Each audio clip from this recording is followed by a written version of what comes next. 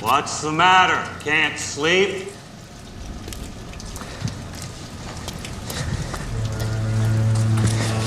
Just need a little clarity. True that. You want the customary clarity or the new and improved kind of clarity? Just give me the new stuff. New and improved clarity. Yes, indeed, clarity. Come on. Yeah, don't bust my balls. You're gonna give me 4 facilities of duds. Sweet dreams, Chief. Don't worry, none your secret's safe with me. Besides, I could use a little juice on my side. What do you think you know, Micah? It's like my daddy used to say. In the land of the blind, the one-eyed man is king. Michio Kaku, what is the theory of everything? The theory of everything is what drives hundreds of physicists around the world. And it could be the crowning achievement of 2,000 years of our investigation into the nature of matter. We want an equation, 1 inch long, that will allow us to, quote, read the mind of God. We want an equation that will summarize everything we know about the universe. Gravity, light, the electromagnetic force, the nuclear force. We want all of it into a single equation, which will give us not just the Big Bang, the formation of planets and galaxies, but even the formation of people, maybe even love. All of it in a theory that eluded Einstein for the last 30 years of his life. And today, we think we have it. We do? Yeah. Why do we think that? Because we have a theory called string theory. It is fantastic. It is incredible. It has astounded the world of mathematics and physics. And now you can't move in the physics world without bumping into somebody who wants to talk about the 10th dimension, the 11th dimension, the multiverse, hyperspace, time travel. All the things that were once considered science fiction are now centerpiece in our understanding of the nature of everything. You called it a theory, however. It's a theory because we are going to test it with the Large Hadron Collider. You know that Big Bang machine outside Geneva, Switzerland that some people think is going to tear the world apart? Wrong. It's a machine of science. And we hope to create a mini Big Bang by slamming protons together near the speed of light, recreate a teeny weeny bit of Genesis, and from that, extract information that will show us that perhaps string theory really is a theory of everything. And that's what I do for a living. That's my day job. Where did string theory come from, and who's the founder of it? You're not going to believe this. In science, we always say that you make observations, you have a theory, you go make more observations, and it's a very, very tedious process. Wrong. Nobody that I know of in my field uses the so-called scientific method.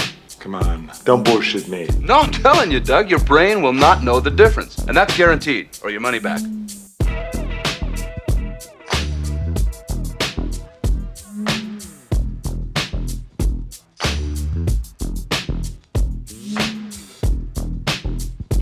I work at Goldsmiths. I'm the director of the Magic Lab.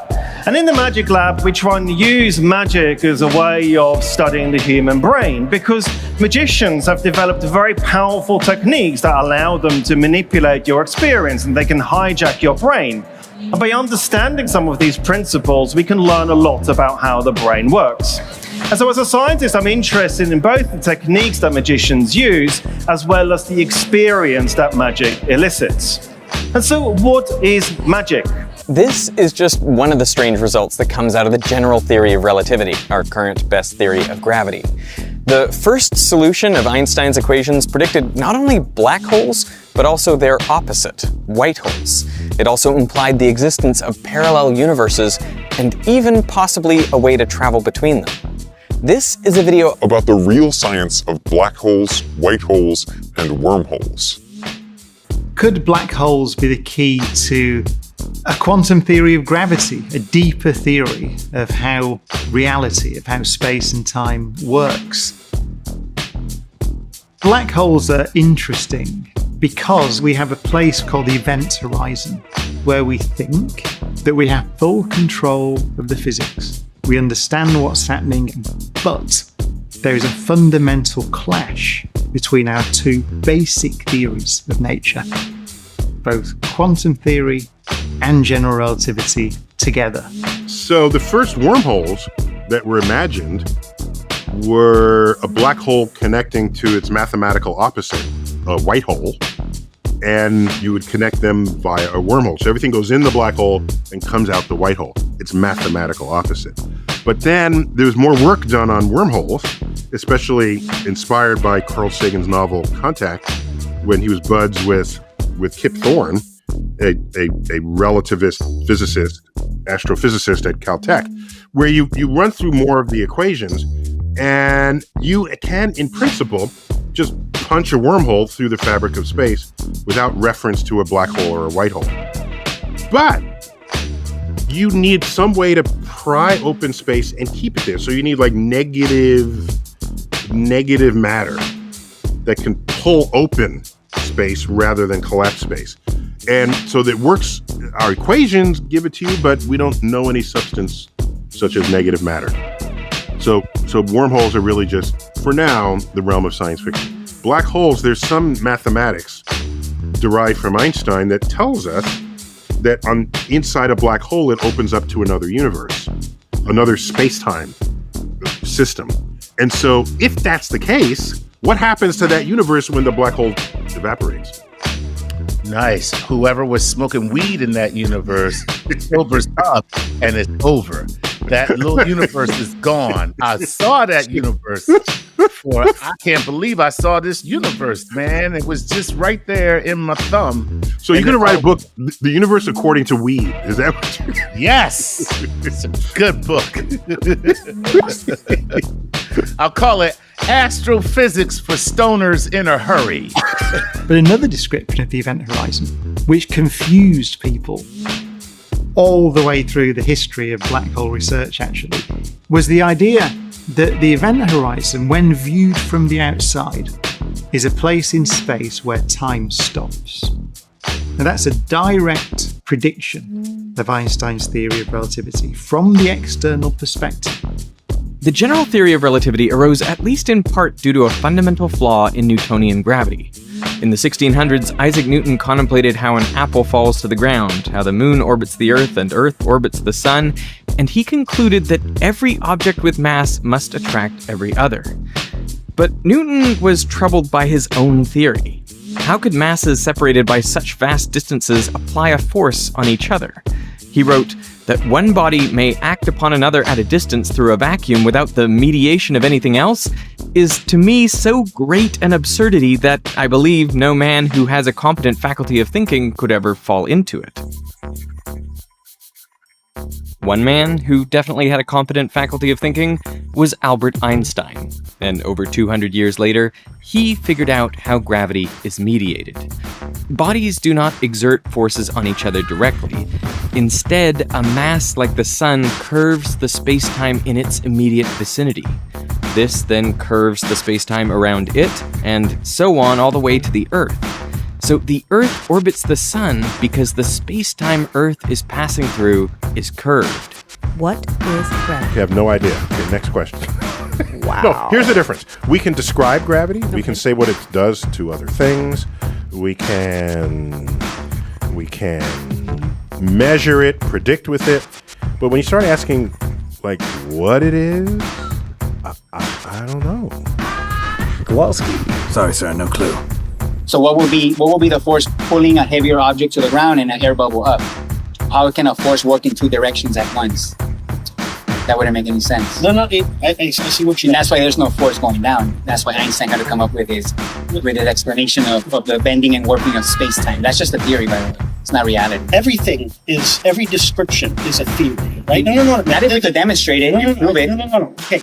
You have to not confuse the word theory with hypothesis, right? Well, in science, a theory is simply a testable description of reality. A hypothesis is a guess that could be wrong, could be incorrect. The layman, right, conflates the two. Right. And they are totally different, distinct concepts. So what about, So what do you think say of, just a theory? What people actually mean is just a hypothesis. what do you think, Relativity is not a hypothesis. It is a theory that has been tested time and again. so what do you think about the scientific theory? No, not scientific, scientific method. What do you think about the scientific method?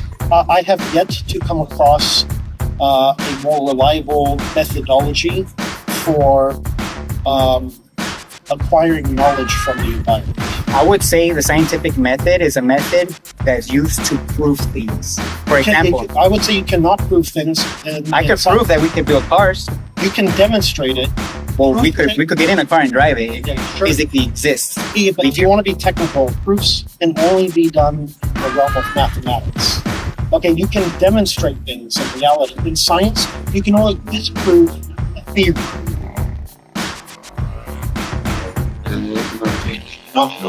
General relativity is a legitimate, is the description of space. Right. But I can't prove that steel is stronger than wood. Yes. Would you deny that or no? Well, obviously, you have to accept that steel is stronger. I could physically, you can demonstrate. I could physically, scientifically prove that steel is stronger than wood. Different types of things, right? One is stronger than the other. No, I'm talking about the demonstration that I can demonstrate to you that steel is stronger than wood. Let me flip you. The demonstration that steel is stronger than wood, right? Proving that is different than applying the word proof to a scientific theory. You cannot prove any scientific theory. Yeah, because it's a theory. I agree. Yeah. No, but because it is a. You can. So you disregard their scientific facts. You disregard that. You don't believe that they're scientific facts. I do. Scientific facts and scientific theory are two different things. So explain to me what a scientific fact is. A scientific fact is just simply an observation. Give me an example. Okay, that the strength of the gravitational force, on average, right, on the surface of this planet is 9.81 meters per second squared. Okay, I would say that's an observation. That's a fact. I would say that's not a fact. What is the difference between observation and a fact? An observation is something that you just simply observe. For example, we can observe this pole, and I can repeatedly. No, I can just by looking at it, I can tell you it's 20 feet tall.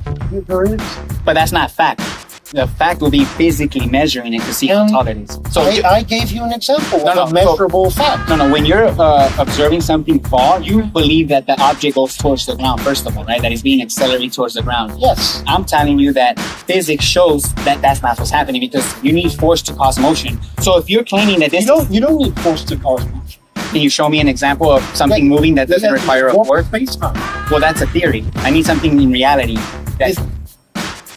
Like something here on Earth. Can you show me something that's moving that doesn't require a force here on Earth?